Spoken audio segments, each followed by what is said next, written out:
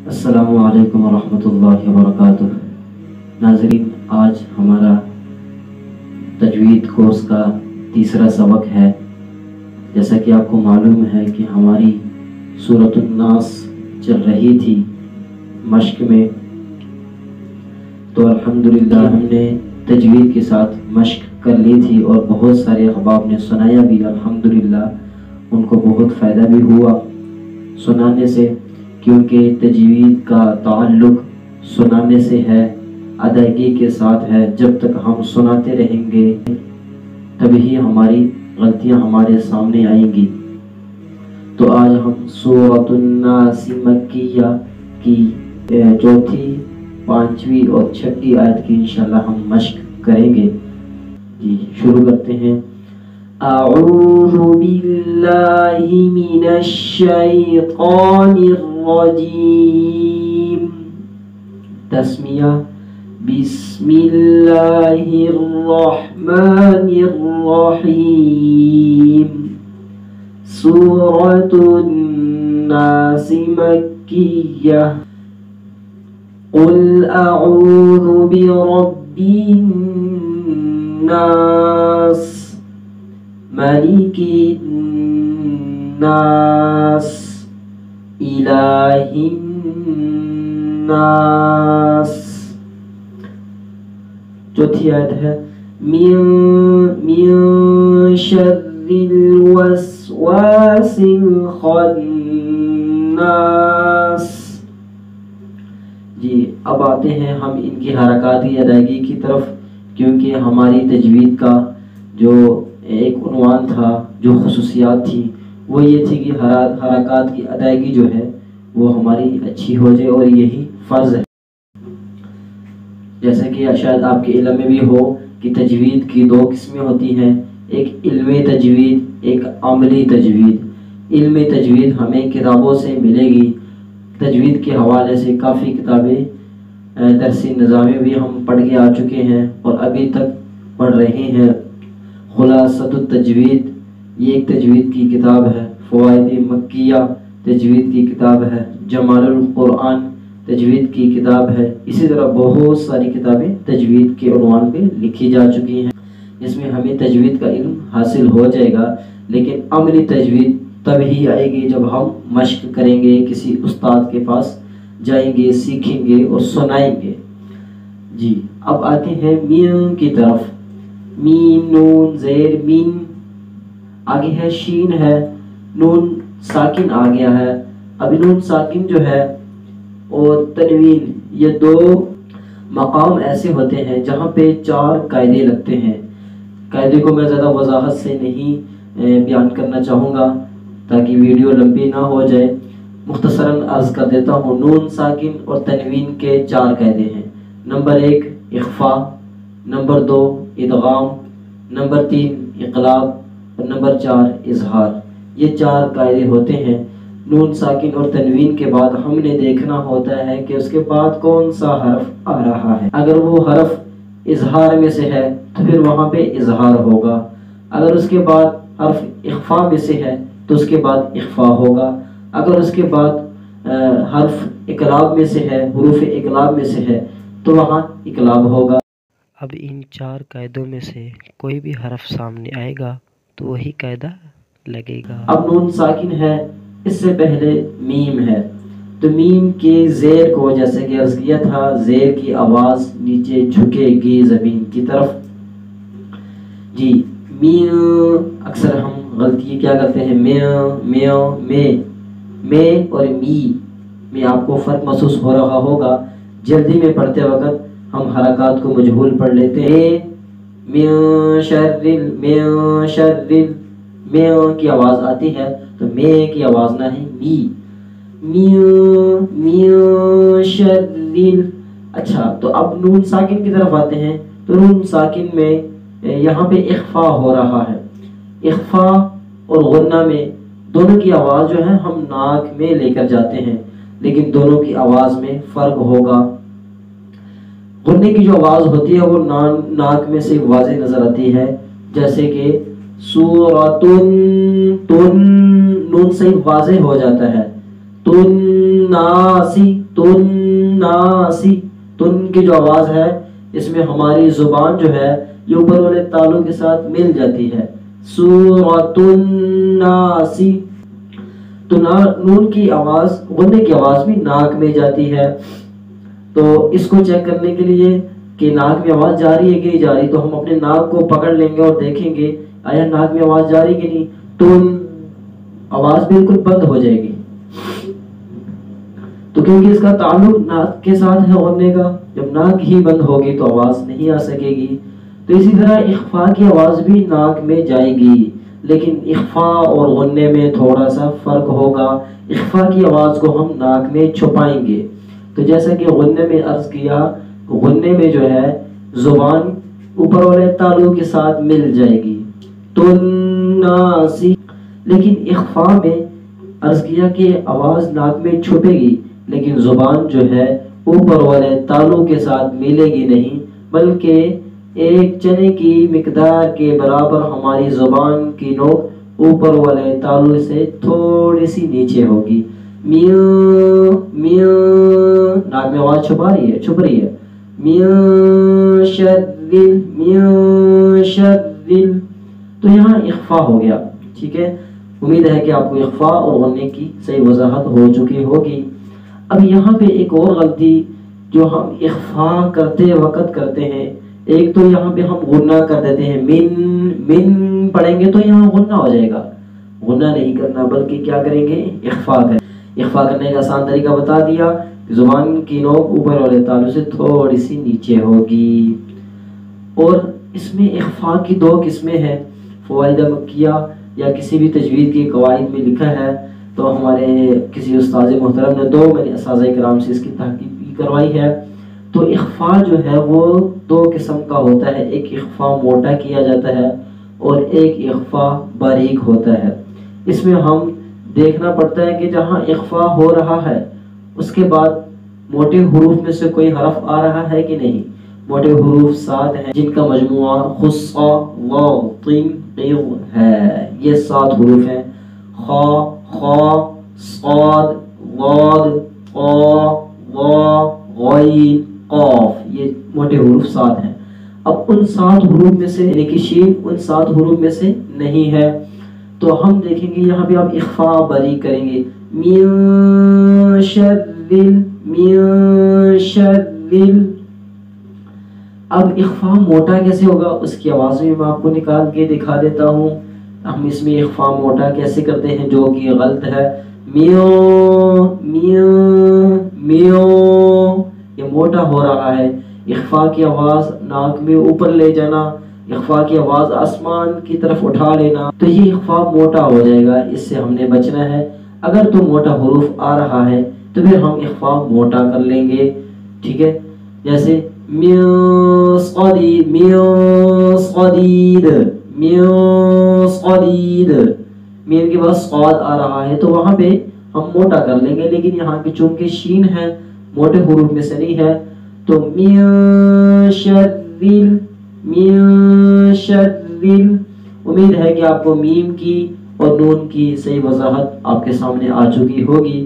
اب ہم آتے ہیں شین کی طرف. شین، شین کا مخرج جو ہے زبان کی یہ نوک ہے، یہ زبان کا درمیان والا حصہ ہے، یہ زبان کی جڑ آپ شمار کر لیں. تو زبان کا جو درمیان والا حصہ ہے یہ اوپر والے تالوں کے ساتھ لگے گی. شین. ٹھیک ہے، شین، شذل، شذل. اب را، شین کو را کے ساتھ ملائیں گے. جیسا کہ پہلے عرض کیا تھا کہ جب یہ دو دانتوں والی شکل جس کو تشدید کہتے ہیں، جس حرف کے اوپر آ جائے اس کو پہلے والے حرف کے ساتھ بھی ملاتے ہیں اور اپنی حرکت بھی پڑھتے ہیں. تو شین کو را کے ساتھ ملائیں گے. شذل، شذل. اچھا، اکثر اس میں ہم غلطی یہ کر لیتے ہیں، تو ہم یہ سمجھتے ہیں کہ را کا ہم نے قاعدہ پڑھا ہے را ساکن ہو، اس سے پہلے زبر آ جائے تو وہ را موٹا ہو جاتا. تو ہم شاو، شاو، شاویل پہلے پڑھتے ہیں. شاویل جب زیر پڑھ رہے تو اس وقت تو بری کر دیتے ہیں، لیکن شین کو جب را کے ساتھ ملا رہے ہیں تو اس وقت موٹا پڑھتے ہیں. حالانکہ یہ غلط ہے. را کی اپنی حرکت اس کی اپنی حرکت کو دیکھیں گے، آیا اس کی حرکت اگر کسرہ ہے، کسرہ ہونے کی وجہ سے وہ باریک ہی پڑھا جائے گا. اگر اس کے اوپر زبر ہے، پیش ہے، ٹھیک ہے، چاہے اس سے پہلے زیر بھی آ رہی ہو تو را موٹا ہی پڑھا جائے گا. جیسے کہ من الشیطان نون کے نیچے زیر باریک ہوگی، جو ہی را کی آواز کو طرف ہم نون کو ملائیں تو را کی آواز موٹی ہو جائے گی. نیر را نہیں ہوگا، نیر را ایسے بھی نہیں، بلکہ جو ہی را کی حرکت پڑے گی موٹا ہو جائے گا. تو یہاں پہ اس کے برعکس کرنا ہوگا کہ شین کو را کے ساتھ ملاتے وقت را کو باریک ہی پڑھیں گے، را کو موٹا نہیں کرنا.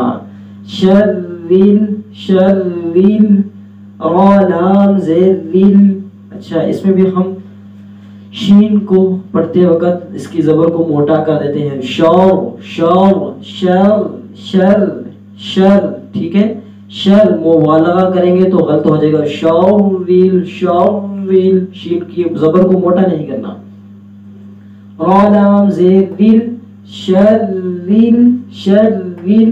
اس میں ہم را میں مجہول پڑھ لیتے ہیں. شرریل من شرریل وسواسل. شرریل ریل دونوں آوازوں میں فرق محسوس ہو رہا ہوگا. شرریل ریل کی آواز نہ ہو، ریل. آگے ہے لام، یہ جزم ہے. جزم کی شکل یہ دال کی شکل کی طرح ہوتی ہے. جب بھی یہ جزم کسی لفظ پہ ہوگا، کسی حرف پہ ہوگا، اس کو پیچھے والے لفظ کے ساتھ ملائیں گے. را لام زیر ریل، ٹھیک ہے. آگے ہے واو سین زبر وس شرریل وس. اب لام کی طرف آتے ہیں. لام کے اندر کیا باریک، تو را کو لام کے ساتھ ملاتے وقت ہم جو غلطی کرتے ہیں، من شرریل وسوا.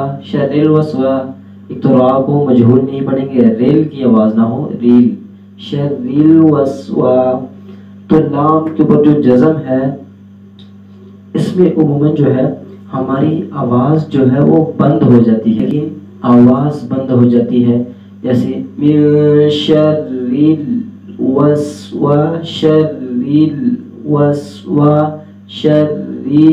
وسوا، جس کو سکتہ بھی کہتے ہیں. تو یہاں پہ سانس تو جاری رہے گی، ساتھ آواز بھی جاری رہے گی. شرریل وسوا، شرریل کی آواز جو آ رہی ہے، شرریل وسوا سکتہ نہ ہو، شرریل وسوا ایسے نہ ہو. شرریل وسوا. امید ہے کہ لام میں جو باریک سی غلطی تھی وہ آپ کو سامنے آ چکی ہوگی. لام میں آواز جاری رہے گی. شرریل وسوا. اور دوسری غلطی، عموماً ہم ساکن حرف کو جھٹکا دے دیتے ہیں، قلقلہ کر لیتے ہیں. من شرریل وسوا، ریل ل کی آواز جو ہوتی ہے یہ اکثر ہم غلطیاں کرتے ہیں. شرریل وسوا، ریل ل کی آواز نہ ہو. من شرریل وس. دو غلطیاں آپ کے سامنے. پہلی غلطی کہ اس میں آواز بند نہ ہو، شرریل وسوا آواز نہ ہو، ہلکی سی بند نہ ہو. اور دوسری غلطی اس میں جھٹکا بھی نہیں دینا، شرریل وسوا ریل شرریل ل کی آواز بھی نہ ہو، شرریل وس. اب آگے ہیں واو کی طرف. واو میں ہماری اکثر غلطی یہ ہوتی ہے کہ اوپر والے جو ہمارے دانت ہیں وہ نیچے والے ہونٹوں کے ساتھ مل جاتے ہیں. واسل. حالانکہ یہ غلط مخرج ہے. میں نے شروع میں بتایا تھا کہ پورے قرآن مجید میں صرف 2 موقعوں پہ ہونٹ گول ہوتے ہیں. نمبر 1 پیش پہ اور نمبر 2 واو پہ. تو واو پہ ہمارے ہونٹ گول ہونے چاہیے. من شرریل وسوا نہ ہو، وسوا. ٹھیک ہو گیا. آگے ہے سین. سین کی سیٹی جیسے کہ عرض کیا تھا اس کی سیٹی باریک ہے، وس وس، صاد کی آواز نہ ہو، صاد کی سیٹی موٹی ہوتی ہے اور سین کی سیٹی باریک، وس وا وس وا۔ آگے اس واو کو بھی ہم نے گول ہی کرنا ہے ہونٹوں کو، وس وا وس وا وس وا وس وا، ٹھیک ہے، وس وس وا نہ ہو، ٹھیک ہے، ہونٹ گول ہوں گے۔ اور اس طرح سین کے اندر بھی جزم آ گئی تو اس میں بھی ہم ان غلطیوں سے بچیں گے جو لام کے اندر، اس میں ایک تو آواز بند نہ ہو، وس وا وس وا، آواز بند نہ ہو، آواز جاری رہے، وس وا وس وا وس وا۔ اور دوسرا اس میں جھٹکا بھی نہ ہو، وس وا وس واسل وس واسل، وس س کی آواز نہ ہو، وس وا من شر الوسواسل وسواسل۔ آگے ہے سین لام زیر سل، سین کی سیٹی باریک ہوگی، اس کے نیچے زیر وہ بھی معروف ہوگی، اکثر ہم پڑھتے ہیں وسواسل خناس، سیل سیل دونوں آوازوں میں فرق محسوس ہو رہا ہوگا، وسواسل سیل۔ لام کے اندر وہی غلطیوں سے بچنا ہے جو ہم نے یہاں پہ غلطیوں کی نشاندہی کی۔ آگے ہے خا، خا چونکہ موٹے حروف میں سے ہے، جی گلے کے آپ 3 حصے بنائیں، یہ اوپر والا حصہ، یہ درمیان والا حصہ، یہ نیچے والا، 1 2 3 حصے بنائیں گے۔ جو حصہ گلے کی طرف ہے، منہ کی طرف ہے، وہاں سے خا اور غائن، خا غائن، یہ 2 حروف ادا ہوتے ہیں، تو یہاں سے خا ادا ہوگا۔ ایک تو خا کا مخرج دیکھ لینا، دوسرا خا کو پڑھتے وقت ہونٹ گول نہ ہو، کیونکہ ہونٹ صرف 2 موقعوں پہ گول ہوں گے، ایک واو پہ اور ایک پیش پہ، سو سو، ٹھیک ہے، تن تن، ہونٹ گول ہو رکھے ہیں پیش پہ اور واو پہ، لیکن خا کو پڑھتے وقت ہونٹ گول نہ ہو، ہم کیا کرتے ہیں، وس واسل خوان، خوان خا کی آواز نہ ہو، خوان، ون کی آواز بھی بیچ میں نہ ہے، خا کے ساتھ واو کی آواز نہ ہے، خوان، ٹھیک ہے، خان خان خان، ہونٹ گول نہیں ہو رہے، خان خان، خا موٹا بھی ہو رہا ہے، ہونٹ گول بھی نہیں کرنے۔ اب رہی بات ہماری کیسے ٹھیک ہوگی، یہ مشق سے ہی، ایک ایک حرف کو صحیح کرنے کے لیے ہمیں 100 مرتبہ پڑھنا پڑے گا۔ ہمارے اکابر ایک ایک حرف کی غلطی کو صحیح کرنے کے لیے ان کا طریقہ عمل ایسا ہوتا تھا کہ اپنے ساتھ ایک مٹکا رکھ لیتے تھے اور اپنے ساتھ کنکریاں رکھ لیتے تھے۔ وہ پڑھتے تھے کہ اگر کسی استاد نے ان کی غلطی نکال،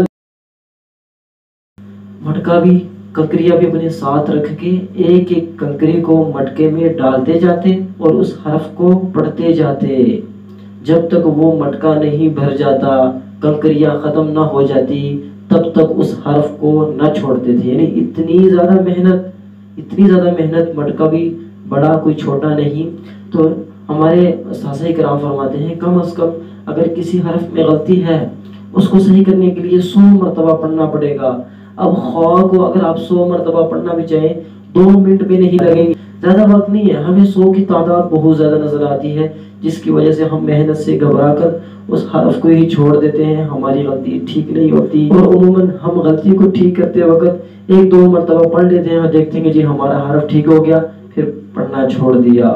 ایک اکابر کی مثال اپنے سامنے رکھیں مٹکے والی، کہ ایک حرف کو ٹھیک کرنے کے لیے چاہے وہ ٹھیک بھی ہو جائے پھر بھی اس کو پڑھتے رہنا ہے، پھر جا کے ہماری مشق اس وقت تو ہماری ٹھیک ہو جاتی ہے، ٹھیک ہے، لیکن ہم جب زیادہ پڑھیں گے 100 مرتبہ پڑھیں گے تو آئندہ کسی موقع پہ وہ حرف اگر ہمارے سامنے دوبارہ آئے گا تو اس کی ادائیگی درست رہے گی، کیونکہ ہم نے محنت کی ہوگی، اور اللہ تعالیٰ کسی کی محنت کو ضائع نہیں کریں گے۔ جی خا موٹا بھی ہوگا، ہونٹ گول نہیں ہوگی، شر الوسواس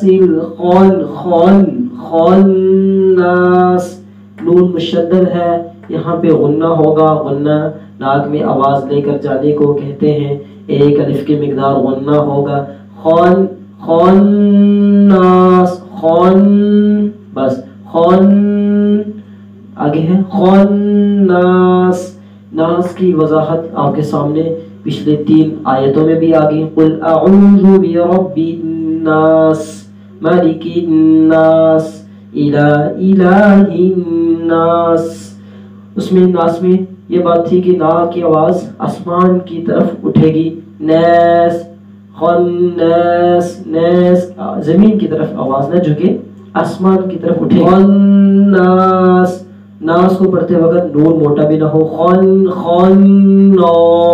موٹا بھی نہ ہو، سین باریک ہوگا۔ امید ہے کہ یہ ایک مکمل آیت آپ کو صحیح سمجھ آ چکی ہوگی۔ مزید 2 آیتوں کی مشق جو انشاءاللہ ہم کل کر لیں گے۔ مقصود ہماری یہ ہے کہ ہماری ادائیگی ٹھیک ہو جائے، ٹھیک ہے، تجوید کے حوالے سے کوئی معلومات حاصل ہو جائیں اور ہم مشق زیادہ سے زیادہ کرنے والے بن جائیں۔ ایک غلطی کو صحیح کرنے کے لیے مٹکے والی مثال یاد رکھنی ہے۔ تو عموماً اکثر آپ احباب سبق سنا بھی رہے ہوں گے اور آپ کی غلطیاں آپ کے سامنے آ بھی رہی ہوں گی، تو ایک ایک غلطی کو صحیح کرنے کے لیے کتنی مرتبہ پڑھیں گے؟ 100 مرتبہ۔ اللہ تعالیٰ مجھے بھی اور آپ کو بھی قرآن مجید صحیح تجوید کے ساتھ سیکھنے کی توفیق عطا فرمائے، اللہ تعالیٰ کو راضی کرنے کی توفیق عطا فرمائے۔ السلام علیکم ورحمۃ اللہ وبرکاتہ۔ اللہ تعالیٰ ہم سب کو دین کی صحیح سمجھ عطا فرمائے۔ رقينا يا شوقا ولتعيب ظرفا